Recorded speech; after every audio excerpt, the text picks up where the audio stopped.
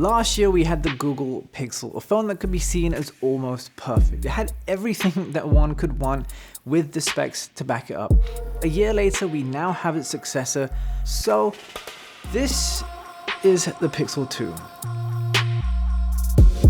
Naturally, upon opening the box, the first thing you'll realize is just how beautiful this phone has become. The design now feels mature, taking the slightly awkwardness of last year's design to something that now you'd be proud to call your own. The split tonality now stands strong, and there's real beauty in those quirky colors. Given its similarity to the original Pixel, it's only when you get it in your hands do you realize just how much better it feels. It has a sense of weight without feeling overbearing, and in the case of the Pixel 2, accounts for its size perfectly.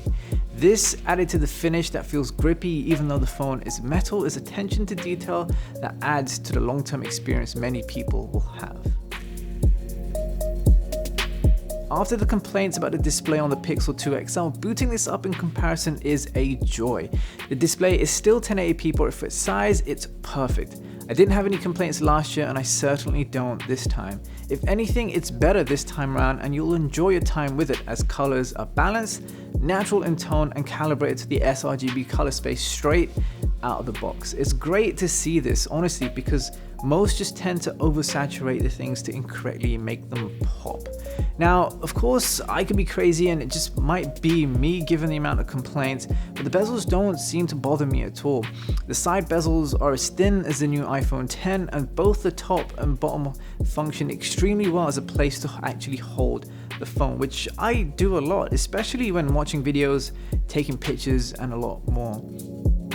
It never really came into any problems with the original Pixel Snapdragon 821, and it's the same here. We now have the updated Snapdragon 835, which features 8 cores rather than last year's 4, but the main thing here is still optimization, fluidity, and excellent RAM management. This thing just flies. Honestly, there's a reason I kept going back to the Pixel last year, and this year is going to be no different. But that's not only down to the consistency in performance, but also what Google have put together in the software to really offer what no other phone can. Honestly, once you start using this phone, any gripe you have will soon disappear. You still continue to have the benefits like the unlimited video and photo storage through Google Photos, but now there's also Google Lens, which is a way of obtaining information after the fact, be it information, addresses, history, what have you. It still needs work, but where this can go is truly exciting because there's never really enough time in the moment alone. You can now squeeze the phone to call up Google Assistant. When Google revealed this, I honestly thought they were indulging in too many silly gimmicks, but after giving it a shot, it's a pretty natural input method, and I found myself using it more than I ever did with the original Pixel. There's small touches too, like the living wallpapers, the quick way to see what music is playing, and the ability to now actually type to Google Assistant. This overall just makes the software feel way more complete than it ever has.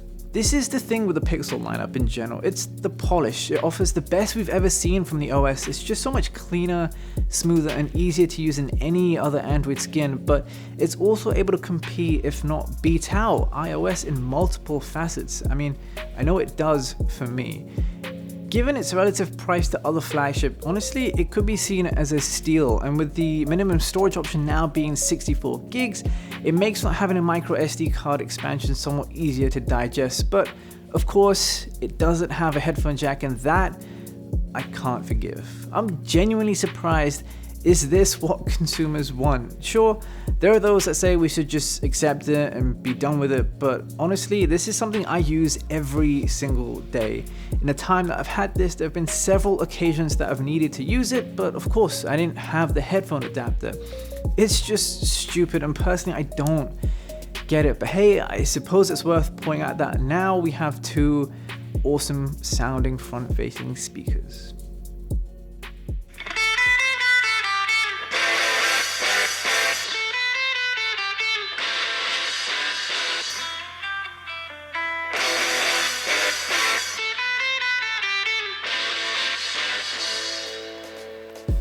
On the flip side, the main reason most buy their phones is the camera, and here it's easily the best smartphone camera I have ever use. The specs don't really stand out in any meaningful way, however it seems to capture some beautifully detailed images with excellent dynamic range and thankfully some natural colors. Again, this is helped by Google's push for imagery through computation, and now it has its own portrait mode too, which works beautifully all with one lens. In addition, the lens is also stabilized, so with the already excellent software stabilization, we now have 1 super smooth video and 2 images that you can take in low light because there's less shake. After using it for a while now, there is honestly very little that I can say against this phone. If there was a headphone jack and as a bonus an HDR screen, I would honestly be inclined to call this phone perfect, but there is no one perfect phone. It totally depends on you. What this phone is reliable, fast, takes amazing pictures, and just works. With this and Google's exclusive Pixel features, honestly, this is a phone that many will absolutely love. Guys, thank you so much for watching. Take it easy, and I will see you soon.